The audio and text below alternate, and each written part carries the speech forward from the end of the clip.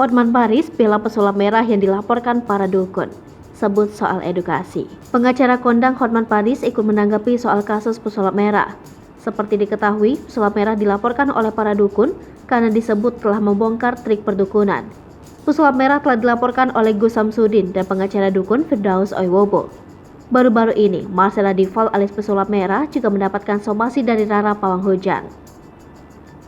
Dikutip dari sebuah kanal YouTube, Hotman Paris ikut memberikan komentar soal kasus perdukunan yang ada di dalam hukum. Hotman Paris menegaskan bahwa di dalam hukum tidak ada tindak pidana soal dukun. Menurutnya, jika pesulap merah membongkar trik perdukunan adalah suatu hal yang tepat dilakukan, lantaran bisa mengedukasi masyarakat ke jalan yang benar dan baik. Hotman Paris kini membantu pesulap merah dalam perkaranya. Hal ini merupakan buntut dari ancaman dan laporan para dukun ke polisi. Tidak hanya itu, Hotman Paris turut mengunggah video dalam akun Instagram pribadinya. Dalam video tersebut menampilkan dirinya bersama pesulap merah dan Dr. Richard Lee. Mendengar pertanyaan dari Hotman Paris, pesulap merah tersenyum dan segera menjawab.